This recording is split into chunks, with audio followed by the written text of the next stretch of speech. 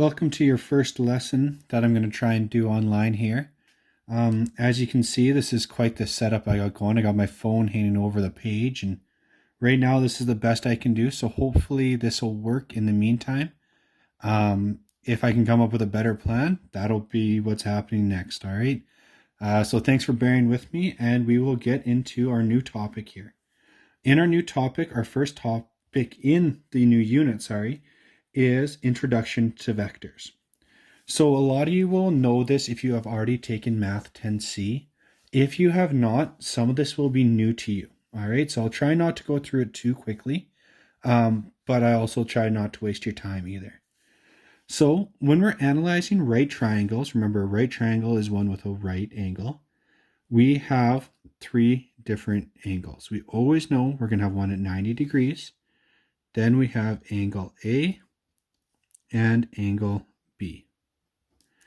This fancy symbol that I have here, we call this theta. Theta is a Greek word, a Greek letter that is represented by that symbol.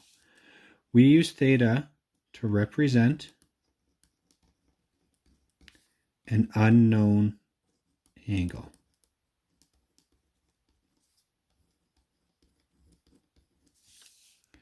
All right, that you probably know.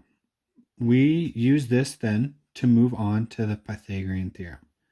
The Pythagorean theorem, again, makes it sound really smart, but what it is, it's a squared plus b squared equals c squared.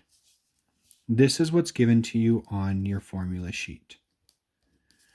Right? We have our lines here. We have a, b, and c. A squared plus b squared equals c squared. All right, if you rearrange it to find the hypotenuse, you have c is equal to the square root of a squared plus b squared. So that brings us on to trigonometry. Trigonometry is the study of different angles and a type of geometry in math. So if I rewrite again our triangle,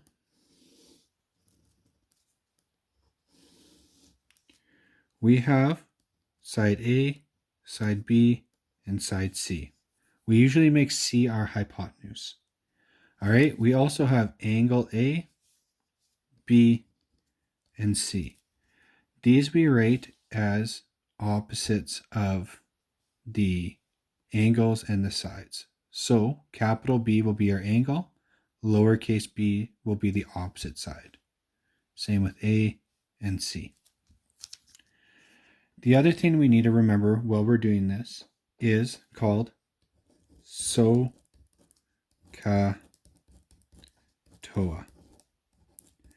SOHCAHTOA is a fancy way of remembering what operation we're going to use to find the different angles, or what whether we're going to use sine, cosine, or tangent. So the SO is sine of the angle is equal to the opposite side divided by the hypotenuse.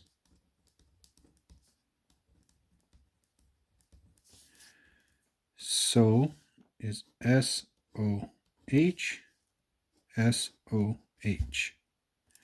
We have ka, so we have the cosine of the angle is equal to the adjacent over the hypotenuse. That's where the ka comes in. See, cosine or adjacent hypotenuse. The last one we have is tan. The tangent of the angle is equal to the opposite over the adjacent. TOA. TOA. TOA. All of this will give us SOHCAHTOA. All right, so we're going to go through a few examples on how to use this on the next page. But before we get there, when you're looking at your calculators, you have to remember to make sure that you're using degrees in physics. All right, not radians.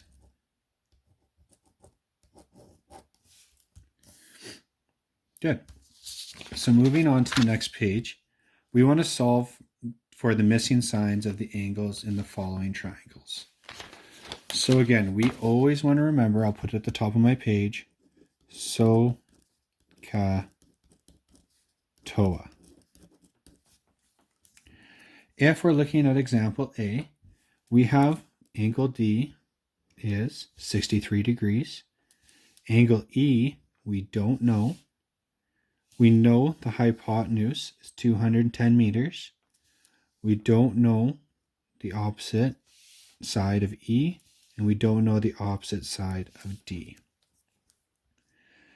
What we do know is all the angles inside of a triangle will always add up to 180 degrees. So our degree for E here, our theta E, is 180 degrees, which will be all of them, minus one angle is 90 degrees, plus the other angle, 63 degrees.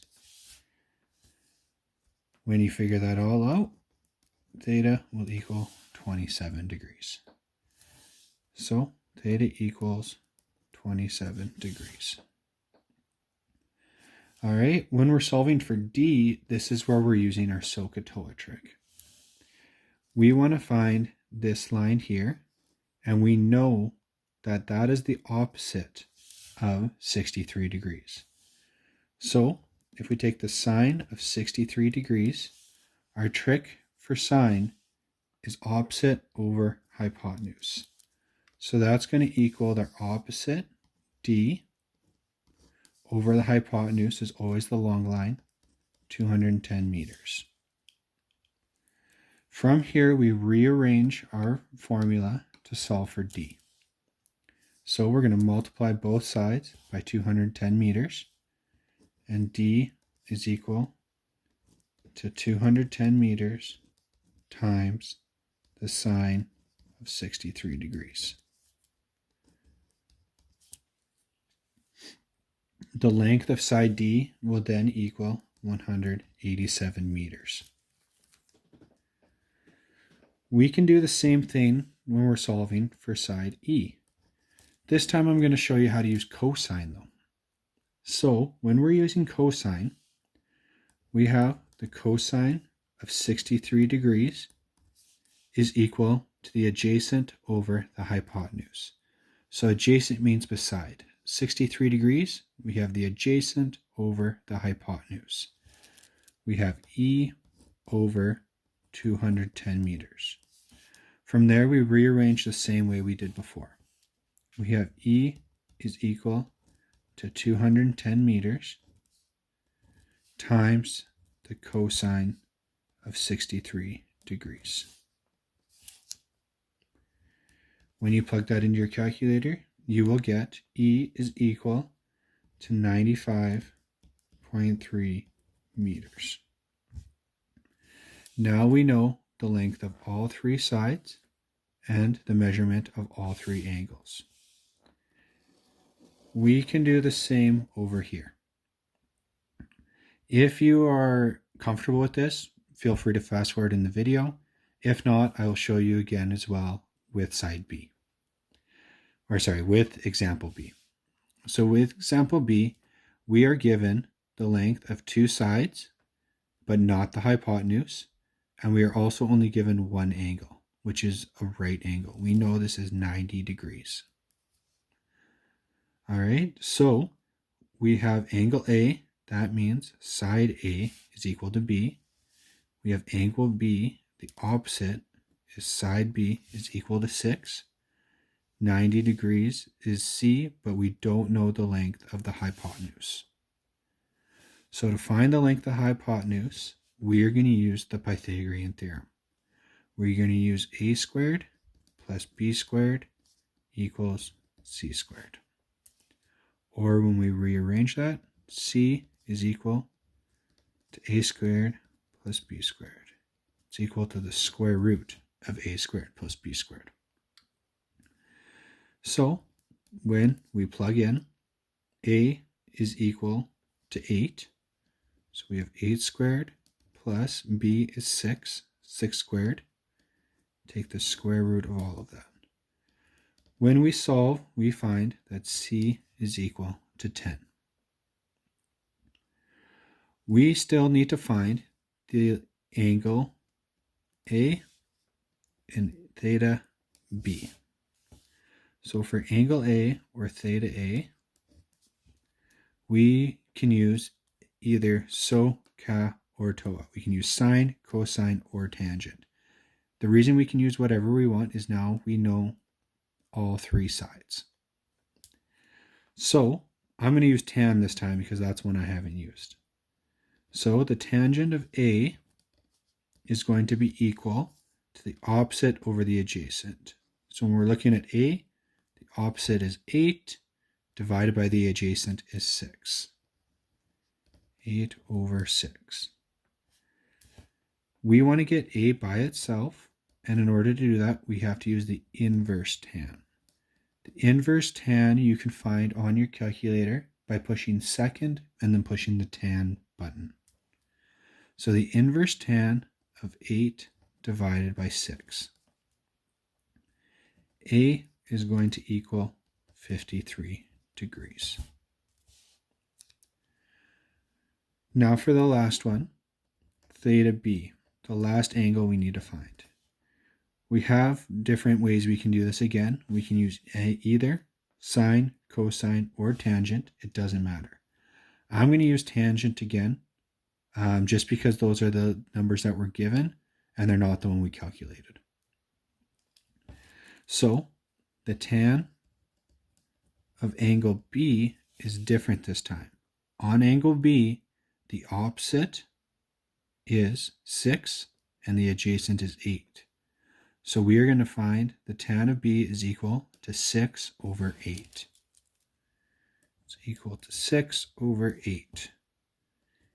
B is equal to the inverse tan of 6 divided by 8. B is then equal to 37 degrees.